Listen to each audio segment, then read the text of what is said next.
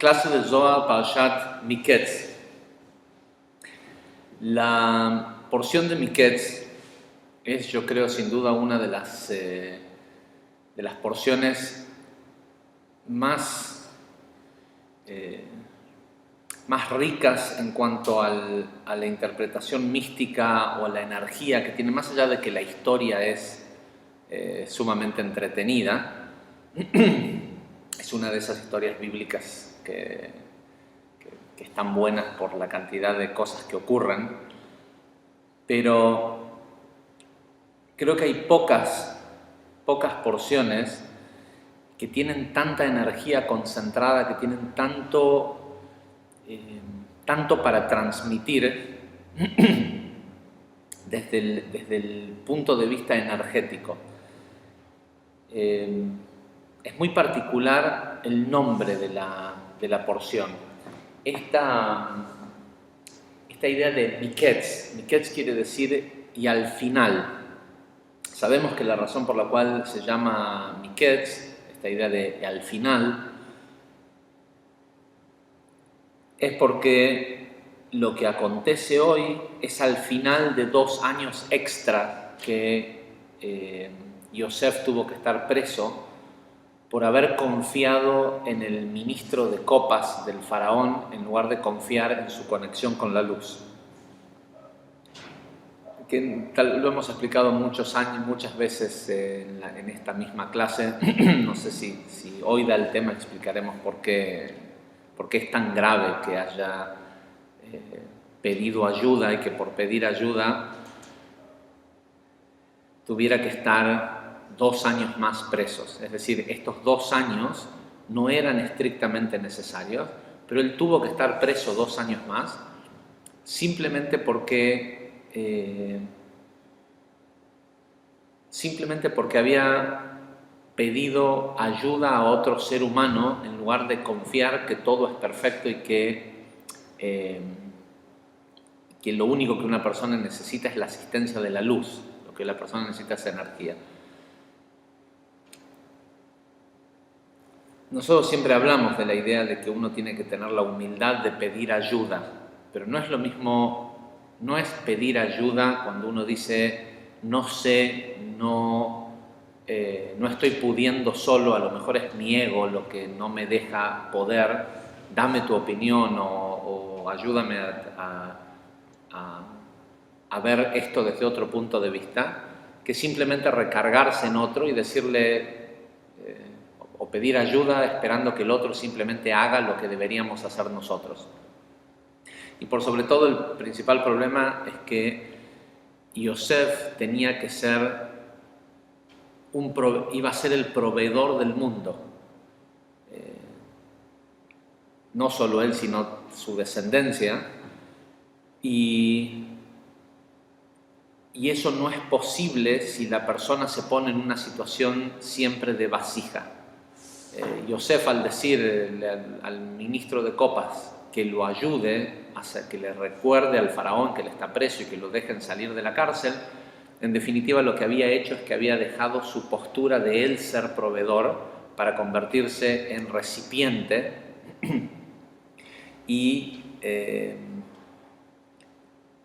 Yosef tenía que ser el primero de los patriarcas en manifestar el arquetipo de Yesod, de ser un proveedor, y que en el proceso de ser proveedor tener acceso a todo, ¿sí? A que nunca le falte nada, porque todo aquello que tiene es para proveer. En fin, no voy a entrar en más detalles en eso porque hay muchos otros aspectos de los cuales no hemos hablado en otros años.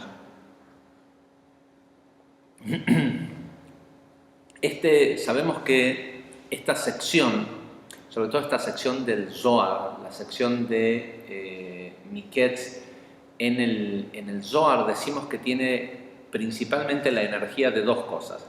Una, la energía de la interpretación o de poder dilucidar el significado de los sueños. En la porción en realidad empieza contando la historia de que al final de 2 años el faraón tuvo 2 sueños en realidad, muy perturbadores, y no conseguía nadie que se los pudiera interpretar. Es el famoso sueño de las vacas gordas y las vacas flacas.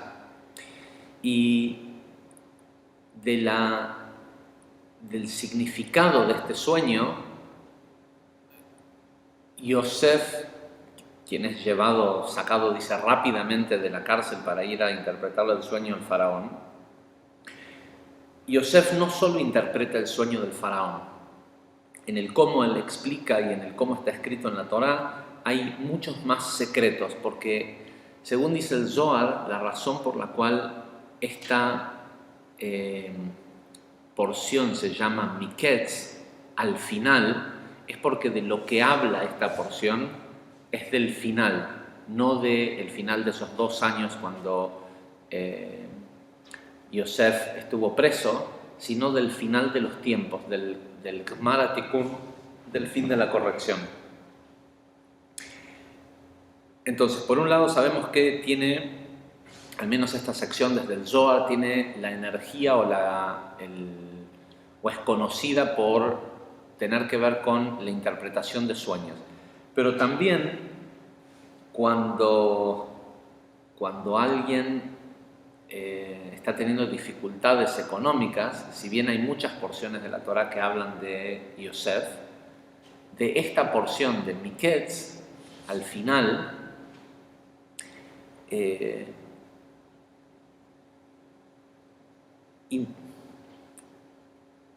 no quiero decir interpretamos, de esta porción de Miketz,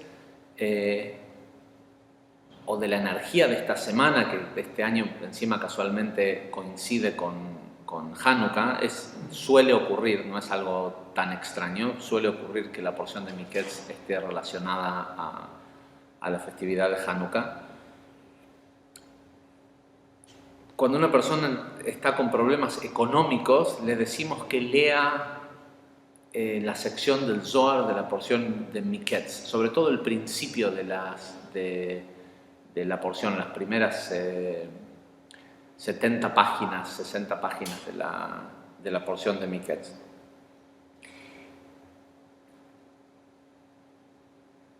Y hoy parte de lo que queremos ver es cómo es que funciona este tema del sustento, cuál es la relación que hay.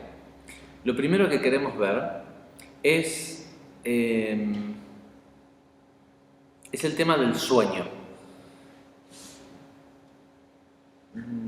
En los escritos del Ari de esta semana, una de las primeras cosas que son notables es que dice el nombre de esta parashá alude a la fecha auspiciosa de la llegada de Mesías, del fin de la corrección.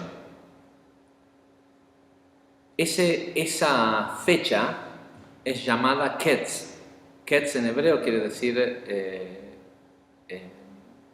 el fin o un fin. Y si bien en ese momento que Yosef toma posesión de Egipto, que es lo que ocurre en esta porción, es de alguna forma también el comienzo del exilio, porque él va a mandar, ahora van a llegar los hermanos a pedir comida, es decir, es la primera vez que todos los hijos de Israel están juntos en Egipto. Hacia el final de la parashá, finalmente Benjamín también entra en Egipto, y todos los hijos de Israel, de Jacob, están en la tierra de Egipto. Con lo cual, si bien parece que eso fuera el comienzo del exilio, en realidad de lo que se trata la palabra Miketz, y al final está hablando del final del exilio, pero no solo del exilio de Egipto, sino de este exilio en el que vivimos nosotros. Este exilio que es un exilio de conciencia, en donde estamos fuera de se entiende lo que es un exilio, ¿no? Un exilio, literalmente, el significado de la palabra exilio es cuando una persona está obligada, por la situación que sea forzada, a estar fuera de su tierra. ¿Sí? La tierra, sabemos, lo venimos explicando desde la primera porción de Bereshit, la tierra es el cuerpo del ser humano. ¿Sí? Y la tierra esta que dice que Dios creó los cielos y la tierra es el cuerpo y los cielos es la conciencia del ser humano. Nosotros, lo que nosotros somos, que no es el cuerpo, deberíamos de habitar sobre la tierra, porque así dice la Torá, dice Dios puso al hombre, a Adán, sobre la tierra para que él la domine. Es decir, la conciencia debería de estar sobre el cuerpo y ser quien controle. Ese somos nosotros, la conciencia, la inteligencia de vida. De hecho, somos lo que le da vida al cuerpo, solo que ahora lo que está sucediendo es que el cuerpo se está alimentando de nosotros y él es el que está en control. ¿Sí? Está comiendo de nuestra conciencia y de nuestra luz, pero él es el que está en control, en la mayoría de los casos, para la mayoría de la gente. Y de lo que se trata el exilio es eso, es cuando quien la persona es no puede estar en su tierra, es decir, que nosotros no estamos en control, estamos exiliados de este cuerpo. No, lo que se ve a través de nuestras acciones, de todo lo que sale y entra a nuestro cuerpo, es el dominio del cuerpo. Y el final, Miketz, el final de la esclavitud, en el caso de Yosef, esta idea de Yosef saliendo de la cárcel, se refiere a la conciencia de Yesod saliendo de la prisión de Zeir Anpin, del cuerpo, de la emoción no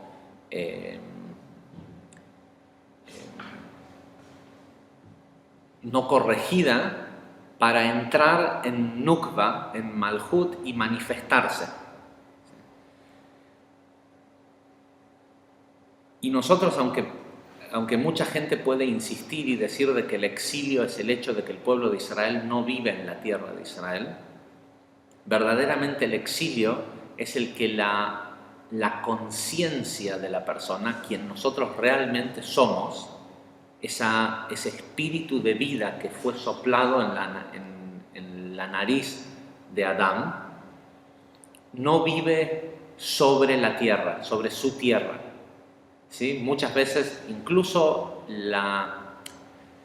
está por un lado esa inteligencia de vida que fue soplada en el hombre, y por otro lado está la conciencia que tiene que ver con dónde está el pensamiento del hombre. Y en la mayoría de los casos, el pensamiento del hombre tampoco está en la tierra, es decir, no está en el cuerpo, no está en el presente, en el instante que la persona está viviendo, sino que está en otro momento, en otra situación, y ya lo hemos explicado muchas veces, la discordancia entre la vida que tiene la persona o lo que le está ocurriendo en ese momento y que las imágenes de su mente estén en otro lugar y en otro momento en el tiempo, lo matan, ¿sí?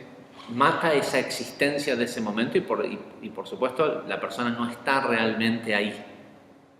Hay una famosa historia que parece media graciosa que dice que el Baal Shem Tov llegó un día a la sinagoga donde rezaba normalmente, y había un señor que estaba sentado ahí, se acercó y le dijo Shalom Aleichem.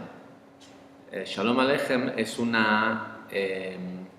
un tipo de saludo que se acostumbra a decirle a las personas que hace más de 3 días que uno no ve, o que es la primera vez en su vida que lo ve. Y esta persona le responde, ¿de qué me hablas si nos acabamos de ver hoy a la mañana en la conexión de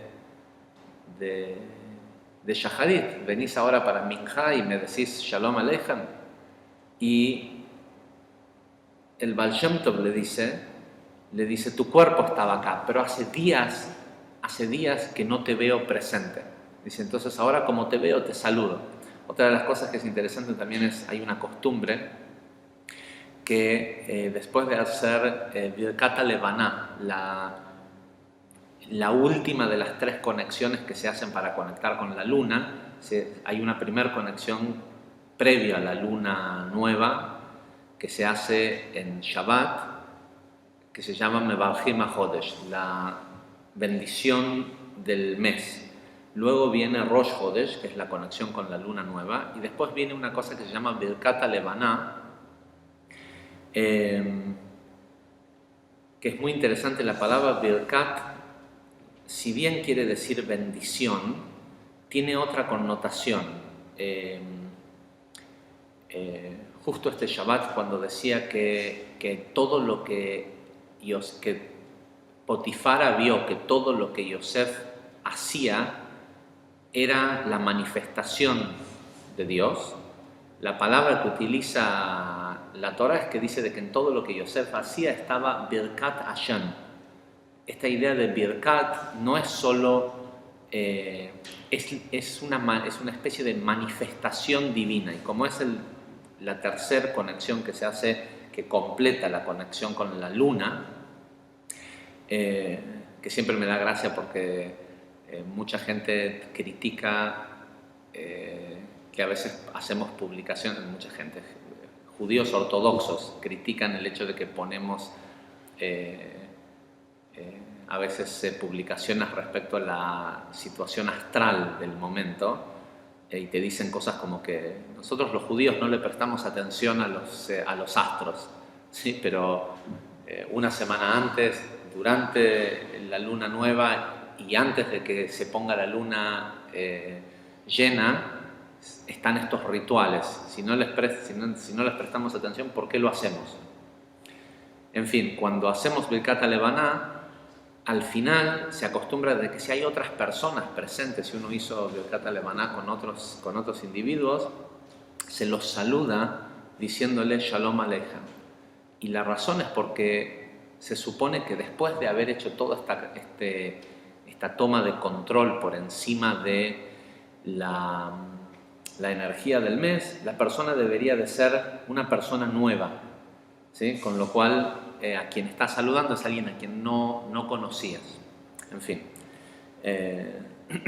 sería ideal que cada vez que vemos a alguien pudiéramos decirle Shalom Aleichem. Y esta es una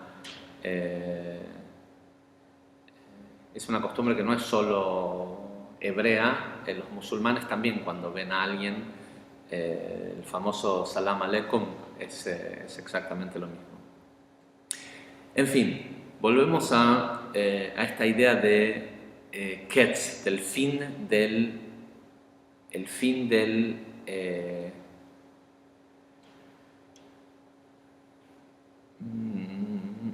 ¿sí? El fin del exilio. Y parte de lo que tiene que tener esta porción, y la razón por la cual está conectada al sustento, es porque cuando la persona sale de ese exilio, de no estar presente en su cuerpo y en su vida, comienza a recibir Shefa, comienza a recibir este río del que venimos hablando cuando encendemos las velas de Hanukkah, que la palabra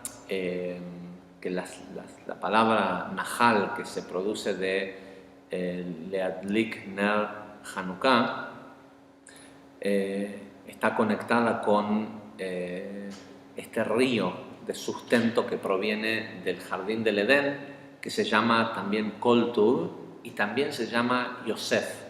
El Zohar dice de que ese río, ese Nahal, tiene 3 nombres en realidad. Se llama Kol Tuv, Yosef y Yesod, ¿sí? Ese es el nombre del río. Perdón, un instante.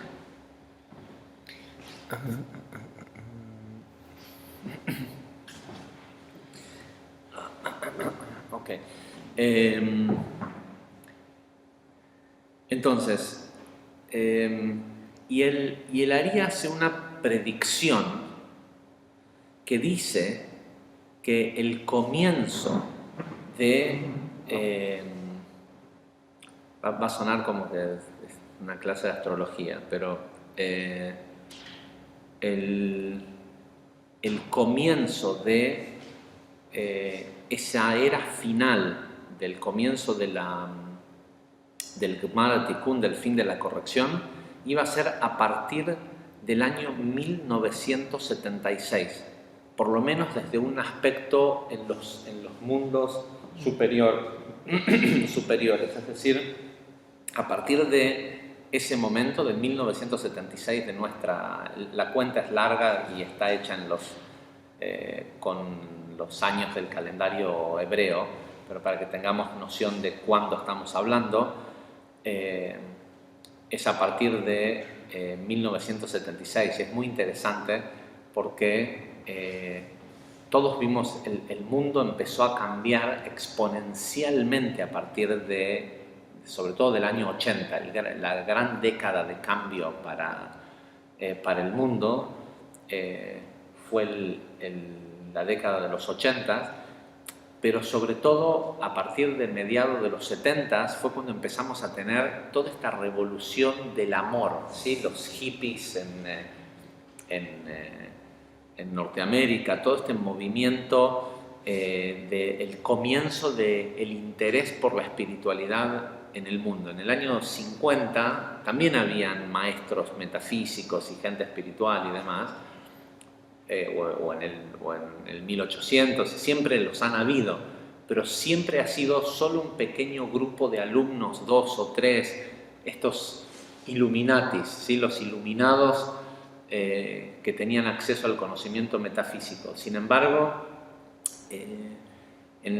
a mediados de los años 70, sobre todo, no sé por qué, por alguna razón, en el sur de California, de Estados Unidos, comenzó a darse este auge de la espiritualidad, ¿sí? Y ya para mediados del año 80, para el 85, 86, ya se hablaba de Kabbalah ¿sí? Ya a fines de los 70 teníamos a Chopra muy jovencito hablando del poder de la mente, pero no estoy hablando de que esto era algo nuevo, sino de que a partir de ese momento comenzó a tener repercusión, ¿sí? Repercusión en los medios y demás.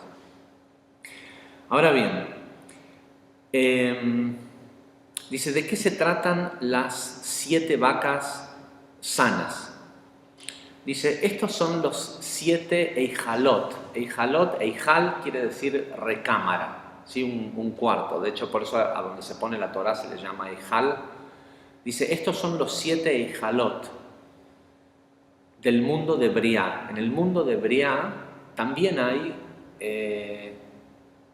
Gesed, Gvura, Tiferet, Netzachot, Yesod y Malhut. Hay Zeir Anpin y Malhut, ¿sí?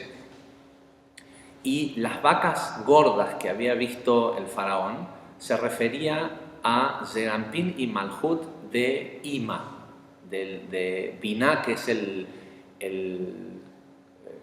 ¿cómo se dice? Como el almacén de espiritualidad y de sustento para el mundo.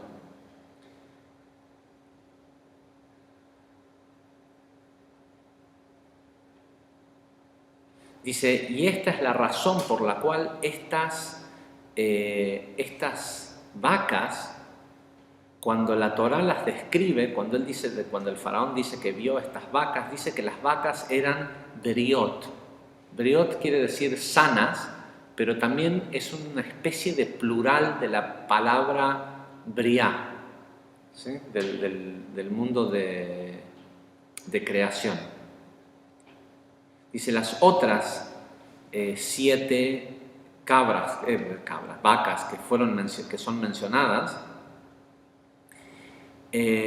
corresponden a los 7 eijalot o a las 7 sefirot o recámaras del mundo de Yetzirah, del mundo de formación. Y ahí es donde puede aparecer, porque este mundo Zeir Anpin, o la parte emocional, ese mundo es llamado Olam Yetzirah, el mundo de formación. Ahí es a donde puede aparecer la formación del mal, el Yetzer Hara. Ya sabemos que, y dice ¿por qué? Porque es sabido que es solo en el mundo de Yetzirah donde empieza a manifestarse, porque ya la luz bajó y pasó Da'at, ¿sí? Pasó por Egipto, es donde empieza a manifestarse la posibilidad de la formación del bien o de la formación del mal dentro del árbol del conocimiento del bien y el mal. Cuando la luz desciende a través de Da'at, ahí se empieza a determinar hacia qué lado, qué es lo que se va a formar. Dice, y esta es la razón por la cual también dice de que las vacas estaban paradas en la orilla del río, pero no adentro del río.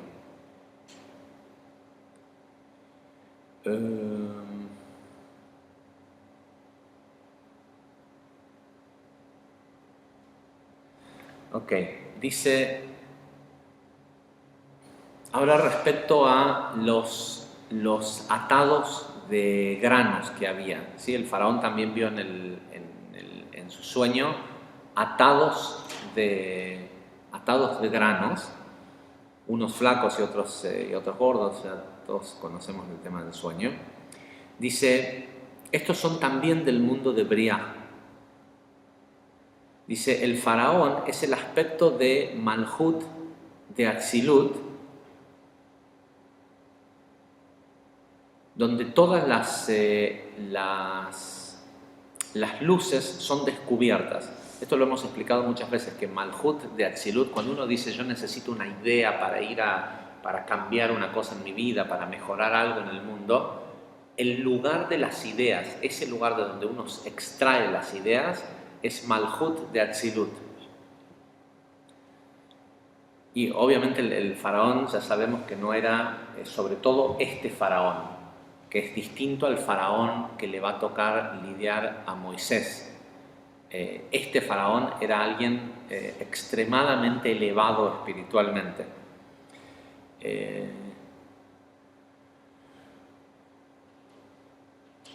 Dice Malhut de Atzilut cuando está revestido del mundo de Briah, es decir, cuando está unido al mundo de creación.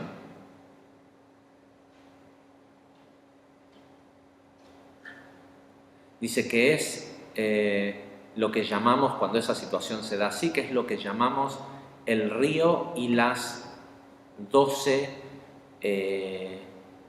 cabezas de ganado que están sobre el mar,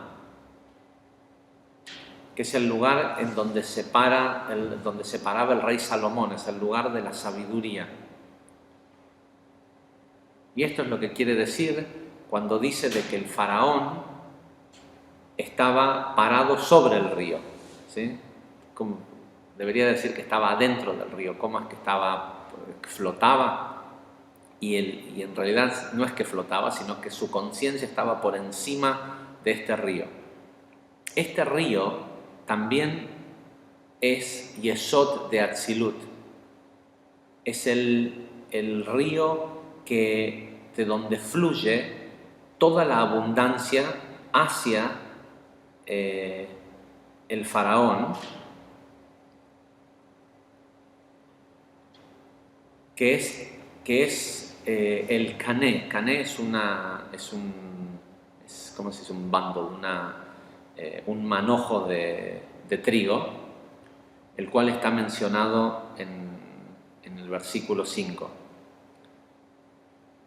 Dice la palabra cané junto con el kolel, la palabra cané tiene valor numérico 155, pero cuando se le agrega el valor de la palabra en sí, kolel quiere decir la unión, la unidad de todas las letras,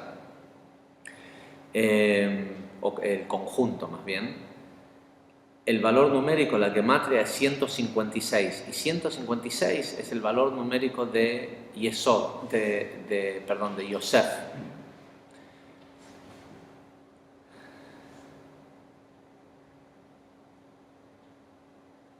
Que continúa explicando, quiero llegar a... Ok, esto es interesante. Dice, y después las vacas se los comieron.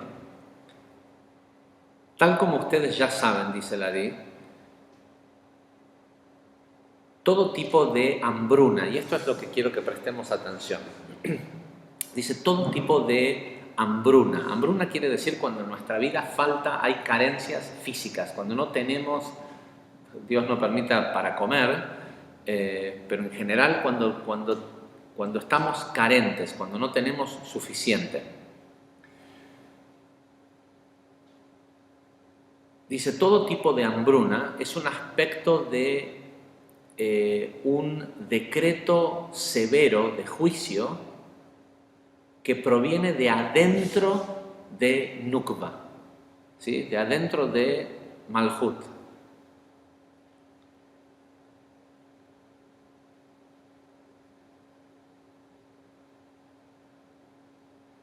Dice, y lo que simboliza es que la razón por la cual está ese juicio severo es porque Nukva ha perdido la dulzura.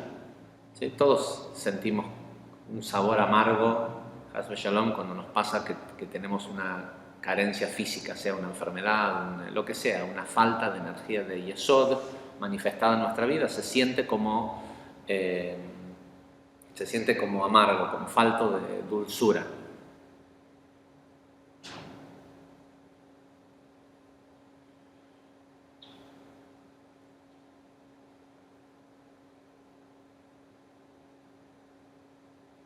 Dice, y esto es lo que podemos ver en las letras, dice, en la frase que alude a esto en la Torá, en el versículo cuando dice, Aparot y Afot, las vacas, dice, Aparot y Afot Amar, Eve Aberiot, dice, y las vacas de buena apariencia perdón, ¿verdad?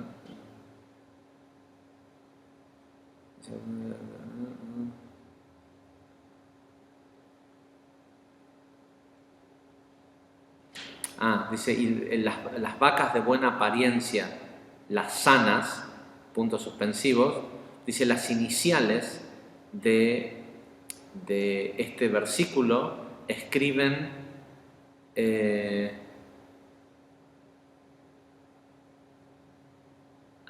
por cómo está dado vuelta. Escriben Kei Yud, Kei Vav. ¿Sí? Está dado vuelta el aspecto de la recepción de lo masculino en lo femenino.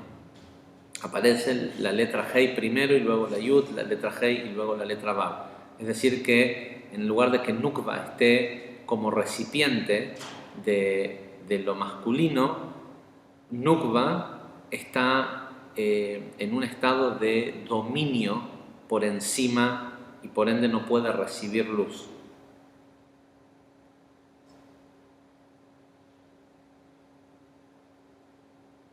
Dice, y esta es la razón por la cual había hambre.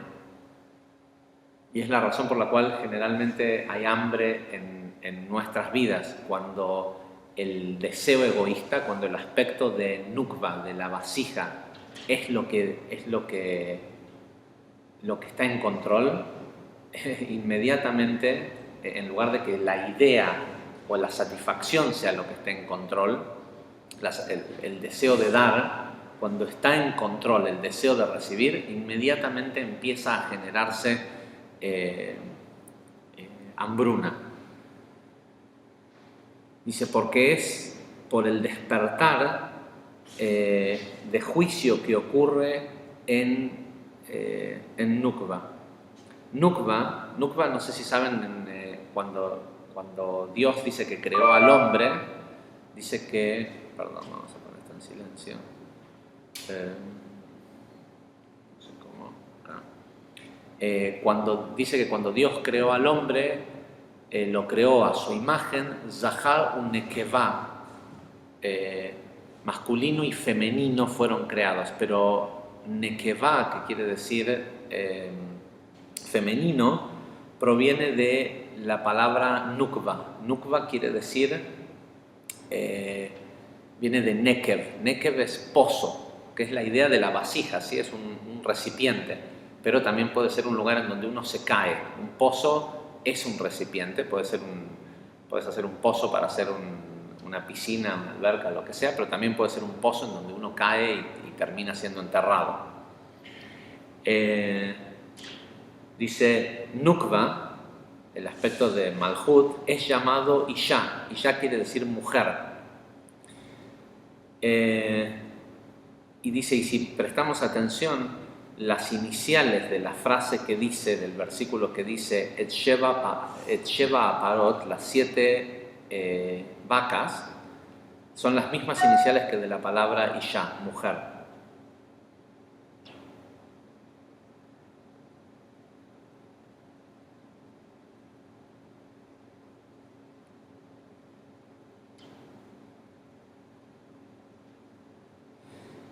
Dice, y lo que le dijo Yosef acerca de esto, le dijo, lo que Dios está por hacer, o lo que Dios está haciendo, es decir, no es lo que Dios, lo que está aconteciendo en el mundo, él o el sistema se lo dijo al faraón. Ahora lo que hace falta es que el faraón busque a un hombre con inteligencia, una persona que sea sabia. Y el Ari dice lo siguiente, dice, esto es difícil de entender.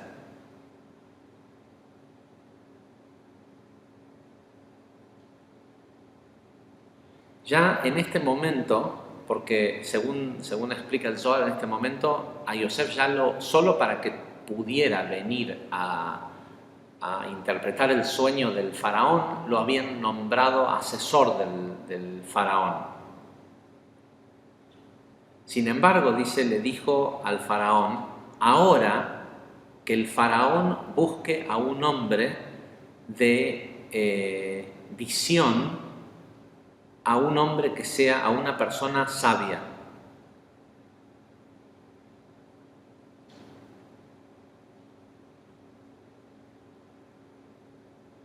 Dice, hubiera sido suficiente que Yosef solo interpretara en su carácter de consejero del rey, le habían pedido que solo interprete qué es lo que quería decir el sueño. Y hubiera sido suficiente con que él le diga exactamente cuál era el significado del sueño tal como se le había pedido. Y más aún, dice, ¿qué quiere decir esto de la palabra ahora? ¿Sí? Que ahora el faraón, ahora, como diciendo en este momento.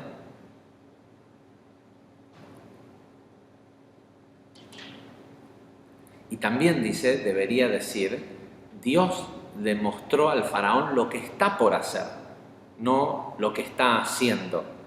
Porque todavía no había hambruna, no había ni los 7 años de muy buenas cosechas, ni tampoco los 7 años de hambruna que iban a venir recién después.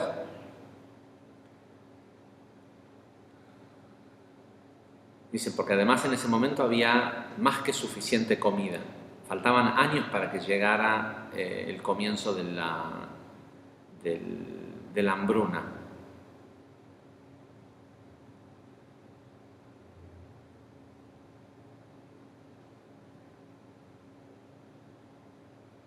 Dice, y esto es algo que podemos entender que proviene del verso que han dicho nuestros sabios en Malachim,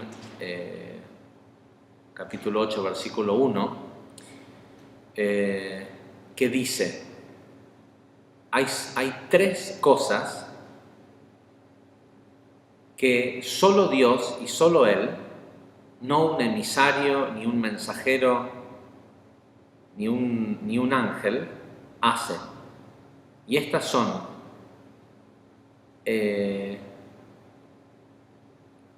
las hambrunas, cuando hay abundancia, y que tenga un líder apropiado una comunidad. ¿Sí? Estas 3 cosas, según dice este versículo de de Reyes 8:1 es en algo en lo que el creador se ocupa todo el tiempo, o la inteligencia de la creación se ocupa todo el tiempo de que sea de manera perfecta. Cuando alguien pasa hambre, cuando alguien tiene mucho, y que cada pueblo tenga, o que cada comunidad tenga el líder adecuado. Y la verdad es que quiero hacer un pequeño paréntesis en esto.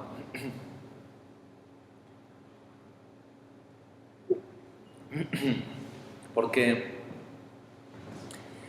en los primeros dos hay una tendencia en la gente a pensar que son injustas. Que cuando alguien tiene hambre, ¿cómo puede ser que todos esos chicos se mueren de hambre? ¿Sí? Es injusto, si son niños inocentes. No voy a dar la explicación ahora, pero tomen la clase de reencarnación. Nadie en este mundo es inocente. Cuando el señor de Alemania, el del Tercer Reich, que mató 14 millones de personas, llegó a este mundo, también llegó envasado en el envase de un niño, ¿sí? Y seguramente se veía como un niño tierno, y sin embargo tenía dentro de ese envase, de ese paquete de marketing tan atractivo que es un niño, el alma de alguien que iba a matar 14 millones de personas en el mundo, o que iba a mandar a ejércitos a matar a toda esa gente.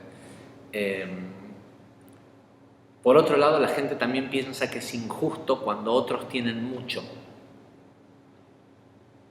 Y la respuesta a estas dos cosas, el por qué la gente piensa que tanto la hambruna como la abundancia es injusta, a pesar de que es perfecta y que la conduce, es el aspecto más cuidado de la perfección de este mundo, es porque cada persona tiene los líderes, cada comunidad tiene los líderes que se merecen. Y en el líder que tienen es donde pueden ver cómo están ellos. En el líder que eligen se nota cómo está la conciencia. Es de público conocimiento que una persona que durante muchos años se ha hecho llamar uno de los grandes cabalistas de nuestra época, hay decenas y decenas de libros supuestamente escritos por esta persona, al menos firmados, y la autoría está puesta en nombre de esta persona.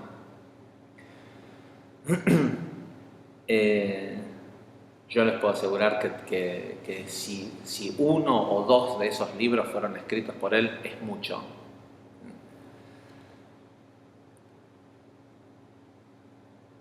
Esta persona, que es supuestamente hasta salió, hicieron una producción hace unos años de los líderes espirituales más sobresalientes de las últimas décadas, ¿sí? Querían mostrar las distintas visiones de la espiritualidad según las distintas religiones y demás, y por una cuestión de marketing nada más, por una cuestión de falta de gente como nosotros de mostrar que la Kabbalah es otra cosa, y de que nosotros, los alumnos de los que estudiamos realmente Kabbalah, hagamos el esfuerzo de que se sepa por lo menos de que se muestre otra visión, otra versión, para que la gente pueda elegir y se dé cuenta si lo que están escuchando son solo estupideces de New Age, ¿sí? O si están realmente aprendiendo Kabbalah. La cosa es que esta persona fue convocada y hoy, y esto es algo que hace años que se sabe, o por lo menos que lo sabe la dirigencia de la institución a la que esta persona pertenece,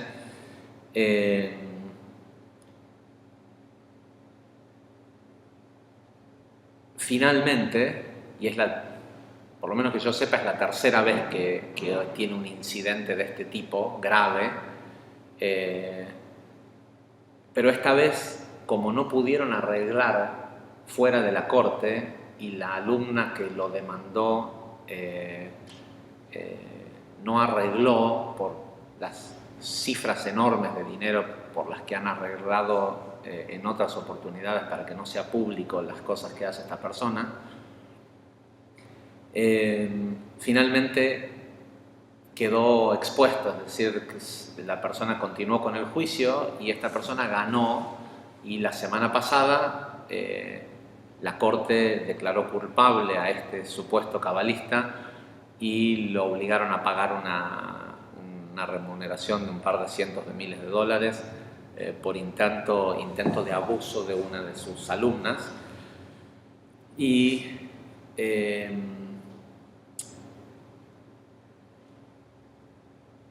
resulta que en lugar de admitir que en realidad se trata de eso, porque si no hubiera sido por ese juicio no lo hubieran echado de la institución, lo que sucedió es que las otras dos personas, de la misma forma que muchas otras veces han descartado a otras personas, decidieron también descartarlo a él. Lo obligan a escribir un mensaje a todos los alumnos de la institución diciendo de que él ya no es parte de la institución y de que ya no lo consideran un maestro y de que ha tenido una caída en su camino espiritual debido a las drogas.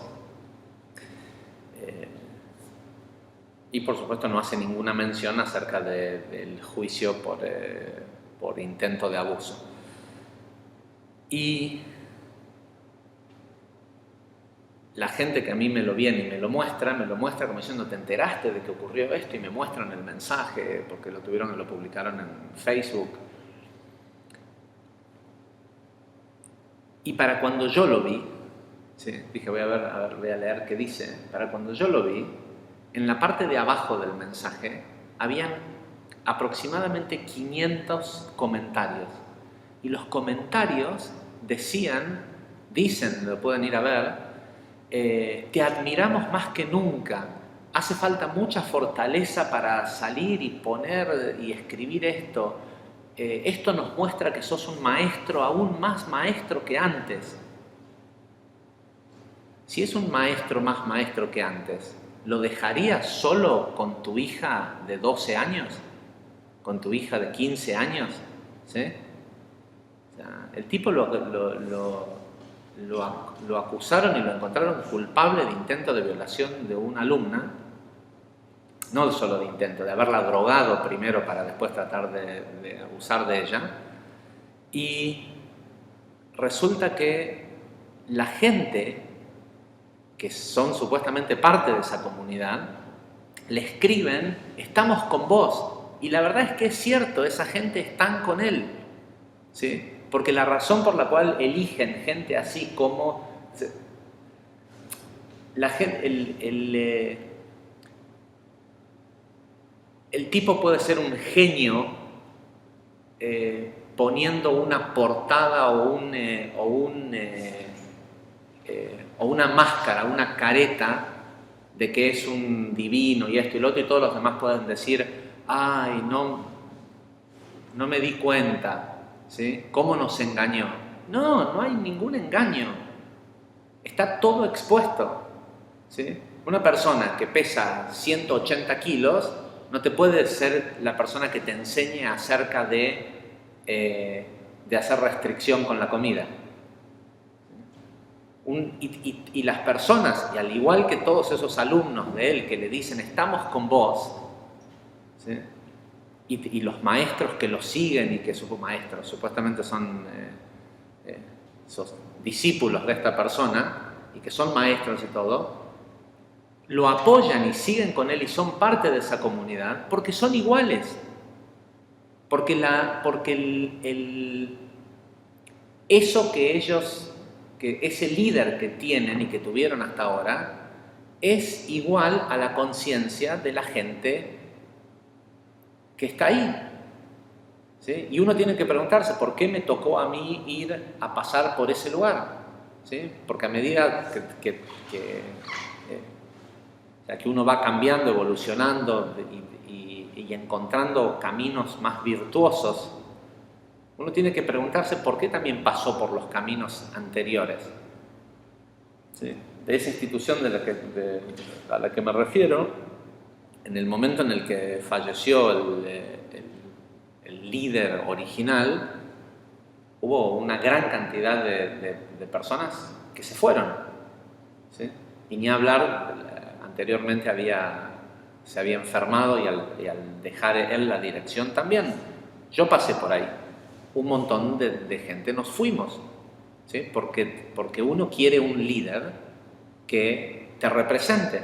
Bueno, la gente que está ahí, por más que sean cientos de miles, están representados, y los maestros que están debajo de esta persona son iguales.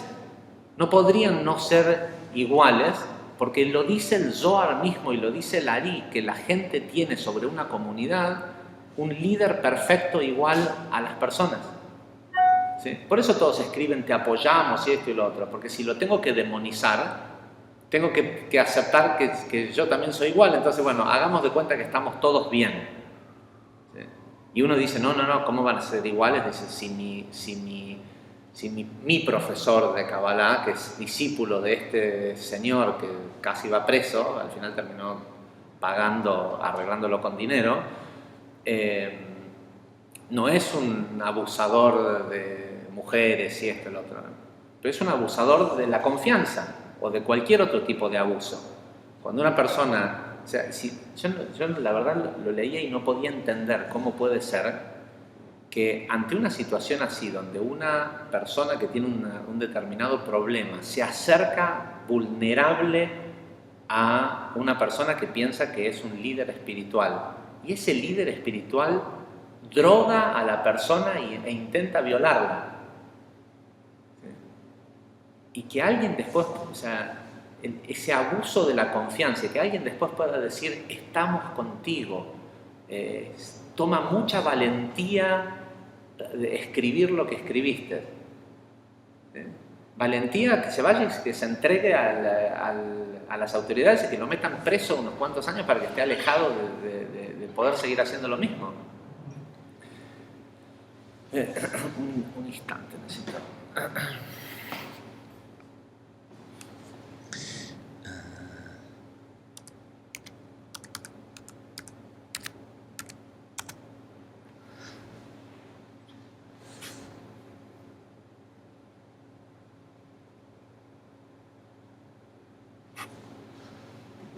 En fin, cuando una persona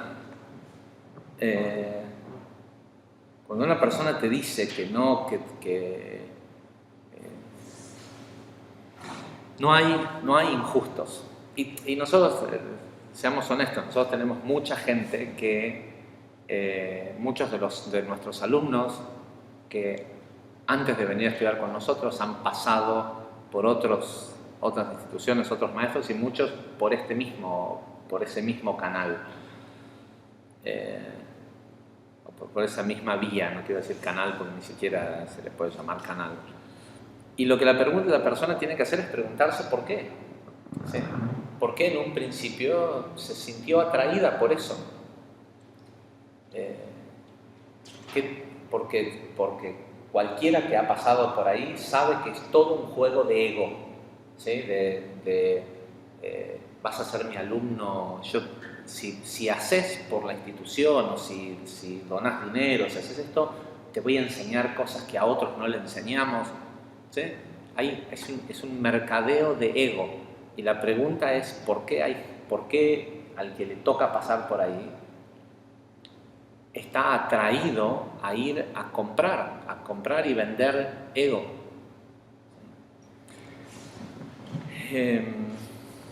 Ok, esa es una parte. La verdad que hay Hay una frase que me enseñó un amigo, Philip, que él siempre dice de que su papá se lo decía: uno no debe obviar lo obvio, ¿sí? Si es obvio, es obvio, ¿sí? Si un tipo que te trata de enseñar de restricción no puede restringir el tenedor,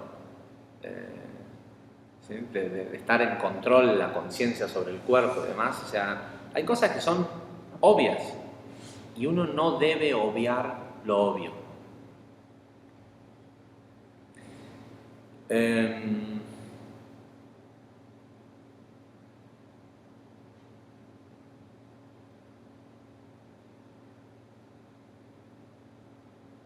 Dice, y esta es la razón por la cual el versículo dice lo que Dios está haciendo en tiempo presente, no en el futuro, porque es algo que es lo que Dios hace constantemente, medir la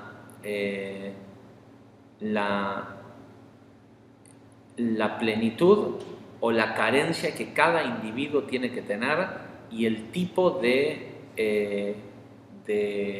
liderazgo que cada persona o que cada comunidad, que cada grupo tiene que tener.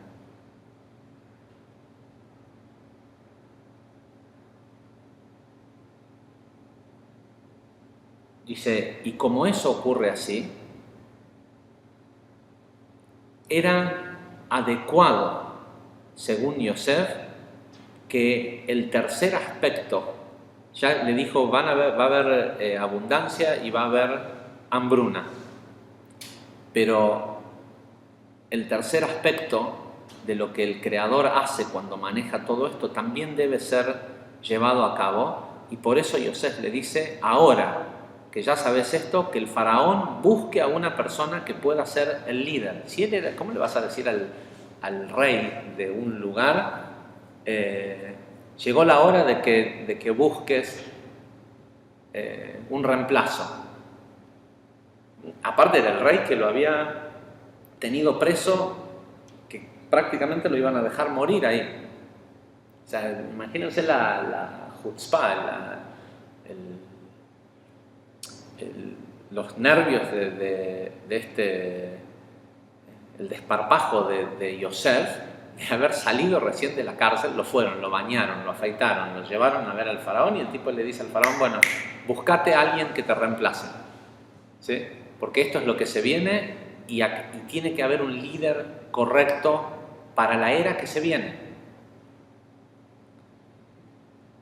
Ahora, ¿por qué Yosef entendía que él tenía que ser el líder correcto? Dice, lo primero que hizo el faraón, enfrente de lo que estaba ocurriendo, se sacó su anillo, se lo dio a Yosef y le dijo, lo único que te pido es que dejes que me sigas sentando en esta misma silla, ¿sí? Con que yo pueda conservar mi trono. Y se dio vuelta hacia la corte y les dijo, a la corte, a todo Egipto le estaba diciendo, vayan con Yosef, lo que sea que él les diga, hagan. Y el Ari dice, nuestros sabios nos han dicho que lo que Yosef les decía que hagan a cambio de los granos cuando llegó la hambruna era circuncidarse. Y que circuncidarse también tiene que ver, hay un aspecto en la porción en donde Abraham se circuncida y se explica la circuncisión, se explica también que tiene que ver con descubrir el ketz. Mi ketz, al final, se refiere, el ketz es keter de la corona o keter de Yesod, es el glande, y la idea de la circuncisión tiene que ver con quitarle la clipá que está por encima. Dice, dice Larí, sabemos que hubieron 130 años entre el momento en el que el pueblo de Israel descendió a Egipto hasta el día en que nació Moisés. Dice, y lo que Yosef había ido a hacer a Egipto y por eso había llevado al pueblo de Israel a Egipto, porque él podría tranquilamente haberle dicho al padre, bueno, si somos ricos, soy el rey de Egipto y tengo potestad sobre toda esta fortuna, y en realidad fortuna, sobre todo este grano, y Jacob tenía más que dinero suficiente para pagar por el grano, lo que no tenía era alimento, pero sí tenía dinero. Yosef le podría haber dicho, bueno, quédense a vivir en la tierra de Canaán y yo les mando un cargamento de alimento por semana, por mes, por el tiempo que sea. Sin embargo, él hizo que todos vinieran a Egipto. Y la razón por la cual lo hizo fue para corregir los 130 años de separación entre Javá y Adán hasta que nació Set. Después de los 130 años de separación, volvieron a unirse, pero durante esos 130 años, y nació Set, el tercer hijo de Adán. Pero sin embargo, durante esos 130 años, sabemos que Adán desperdició semilla y esa semilla cayó al suelo.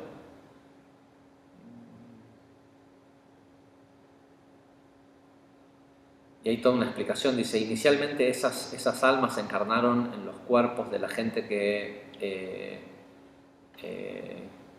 vivió en la época del diluvio y luego en la Torre de Babel.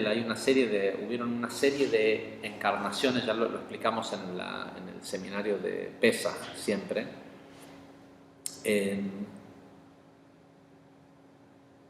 Dice, pero en ninguna de estas generaciones lograban su corrección, hasta que Yosef dijo, nosotros los vamos a extraer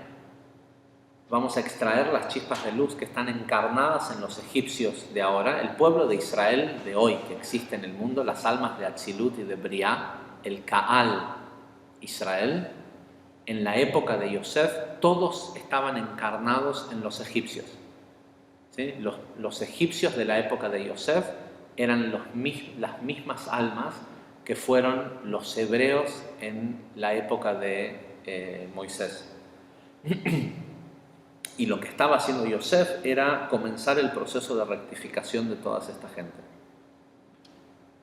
Con lo cual hay un aspecto de por qué la gente atraviesa pobreza, tanto pobreza en el tipo de líderes que tiene como en la pobreza física, que tiene una relación con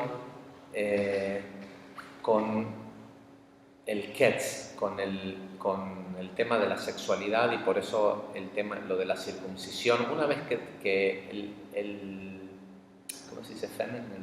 La hambruna no duró 7 años en realidad. La hambruna solo duró hasta que Jacob entró en Egipto. De hecho, al final de la porción del libro de Bereshit, cuando el faraón conoce a Jacob, Jacob le dice, el faraón le pide a Jacob que lo bendiga. Y Jacob le dice, te bendigo con que el agua del Nilo llegue hasta tus pies. Y dice que en ese momento, en el lugar en donde estaba el faraón parado, el agua del Nilo comenzó a crecer hasta que llegó a donde él estaba, y ese agua que creció regó las tierras de Egipto y comenzó a salir otra vez alimento, y se canceló el decreto de la hambruna.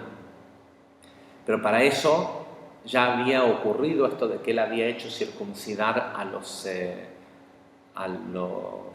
egipcios. Bueno, es larguísimo, pero tiene mucho que ver, y el tema de circuncidar no es necesariamente que quiera decir de que si hay alguien hoy presente en la clase que no está circuncidado tiene que salir corriendo a hacerlo. Tampoco es algo que digo que no sería bueno, pero de lo que se trata es de circuncidar el deseo o las imágenes asociadas a la sexualidad. Dice, por otro lado, dice, en esta porción, hacia el final de esta porción, Benjamín se encuentra con Yosef. Dice, sabemos que el valor numérico de Benjamín es el mismo de la palabra Nekev, hueco, o Nukva, 152. En realidad Nekev tiene valor numérico 152. Puesto dice que Benjamín, Nekev, esa es su ubicación espiritual, el lugar en donde él está es llamado Nekev.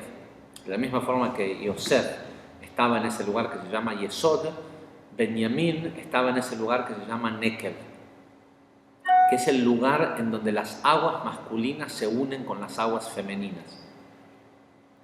Y esto es algo que tiene mucho que ver con el hecho de que haya sustento en el mundo. Es casi, ¿cómo se dice? Paramount. No como primordial, sino como de las cosas más importantes. Como de las cosas más importantes que tiene que ocurrir para que en la vida de una persona haya abundancia económica, es que él sea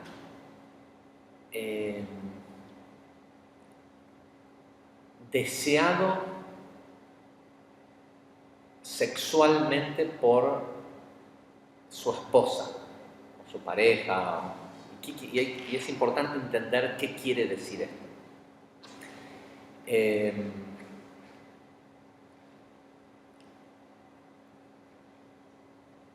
Hay sin duda dos primordiales características que excitan a una mujer en un hombre, o sea, que hacen que un hombre sea deseable para ella. Uno, que sea una persona exitosa. Todos decimos, sí, todos queremos un buen hombre, un buen marido, un buen padre, un esto, lo otro, lo que sea. Está bien, no digo que eso esté mal. Pero a lo femenino, primordialmente, lo que moviliza las aguas femeninas es que la persona sea exitosa. Y no hace falta que sea exitoso, que sea millonario. Puede ser un exitoso cantante, un exitoso artista, escritor, maestro, lo que sea que la persona haga, que sea una demostración de que tiene la capacidad de precipitar luz desde Atzilut hasta este mundo. ¿Sí? Y eso es automático, eso genera atractivo, lo hace atractivo a lo femenino, a la energía de lo femenino, porque es una indicación de que esa esencia femenina va a tener la capacidad, va a tener que manifestar. ¿Sí? Otra es que el hombre sea generoso. ¿Sí? A ninguna mujer, por exitoso que pueda ser la persona o por lindo o lo que sea, a ninguna mujer le excita sexualmente un hombre egoísta o un hombre avaro. ¿Sí? El tipo que te empieza a sacar cuentas de cuánta plata costó la cena y quién tiene que pagar esto. ¿Sí? Se te acabó cualquier líbido que pudiera haber asociada a esa cena o a esa situación. Con lo cual también es interesante para los señores, escuchando esta clase, ¿sí? No es el auto, no es eso lo que realmente es atractivo para una mujer en un hombre, es primordialmente estas dos atributos, o que seas un hombre generoso, ¿sí? Que lo que sea que tengas estés dispuesto a darlo, sobre todo si es a ella, o que seas una persona exitosa, y si sos las dos cosas, aún mejor.